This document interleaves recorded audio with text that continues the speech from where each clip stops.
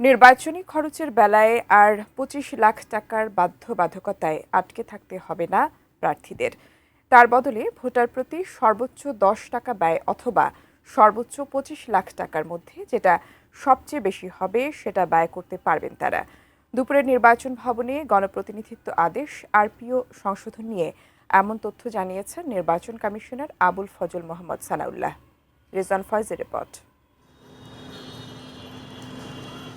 নির্বাচন কমিশনের পক্ষ থেকে ৪৬টি অনুচ্ছেদে পরিবর্তন এনে আরপিও সংশোধনের প্রস্তাব আইন মন্ত্রণালয়ে পাঠানোর পর বুধবার দুপুরে এর বিস্তারিত জানাতে নির্বাচন ভবনে এই সংবাদ সম্মেলন করেন নির্বাচন কমিশনার আবুল ফজল মোহাম্মদ সানাউল্লাহ। রাজনৈতিক দল এবং আরপিও সংশোধনীর উল্লেখযোগ্য একটি হলো আদালত কাউকে ফেরারি ঘোষণা করলে তিনি নির্বাচনে অংশ নিতে পারবেন না। এছাড়া কোনো দলের কার্যক্রম স্থগিত থাকলে তাদের নিবন্ধন ও প্রতীকও স্থগিত থাকবে, তারা নির্বাচনে অংশ নিতে পারবেন না। তাদের কর্মকাণ্ডের উপরে সরকার কোনো স্থগিতাদেশ দেয়, সেই ক্ষেত্রে ওই রাজনৈতিক দলের নিবন্ধন এবং তার জন্য রিজার্ভ যে সিম্বলটি আছে সেই সিম্বল স্থগিত থাকবে।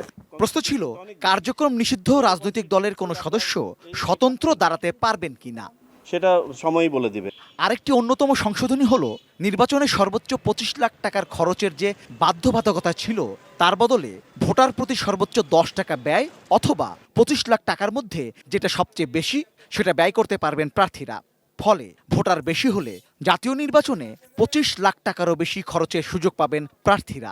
সবাইকে যদি ২৫ লক্ষ টাকার মধ্যে লিমিট করে দেওয়া হয় তাহলে এটা জাস্টিফাইড হয় না, কারণ অনেকের ভৌগোলিক কারণে হোক, যাতায়াতের কারণে হোক, ভোট সংখ্যার কারণে হোক অনেক বেশি চলাচল করতে হয়। তো এই ক্ষেত্রে একটা ফ্লেক্সিবিলিটি দেওয়া হয়েছে। বসুন্ধরা টিস্যু, অশুদ্ধতার বিরুদ্ধে এক বিন্দুও ছাড় নয়। এই নির্বাচন কমিশনার জানান, কোনো আসনে একজন মাত্র প্রার্থী থাকলে আগে যেমন তাকে বিনা প্রতিদ্বন্দ্বিতায় নির্বাচিত ঘোষণা করা হতো, এখন আর সেই সুযোগ থাকবে না, বরং তাকে না ভোটের সঙ্গে প্রতিদ্বন্দ্বিতা করতে হবে। যিনি ব্যক্তি প্রার্থী তিনি না এর চেয়ে বেশি ভোট পেয়ে যান তাহলে তো নির্বাচিত হয়ে গেলেন, আর যদি না কোনো কারণে বেশি ভোট পায় তাহলে পুনঃতফসিল হবে। সেই পুনঃতফসিলে গিয়েও যদি আবারও দেখা যায় যে একমাত্র প্রার্থী আছে তাহলে আর ইলেকশন হবে না, একবার অন্তত হবে। আরপিও সংশোধন করে নির্বাচন কেন্দ্রের যে কোনো সিদ্ধান্ত নেবার ক্ষমতা প্রিজাইডিং অফিসারকে দেয়া হচ্ছে বলেও জানান তিনি। আগে যেমনটা ছিল যে প্রিজাইডিং অফিসার নিজেই আপনার ভোট বন্ধ করা এবং শুরু করার সিদ্ধান্তটা নিতে পারতেন। মাঝখানে একটা ঢোকানো হয়েছিল যে তিনি আইন শৃঙ্খলা রক্ষাকারী বাহিনীকে ডাকবেন, তারা দেখবে, দেখার পরে তারা একটা প্রতিবেদন দিবে, তারা বললে আবার শুরু করবেন বা বন্ধ করবেন।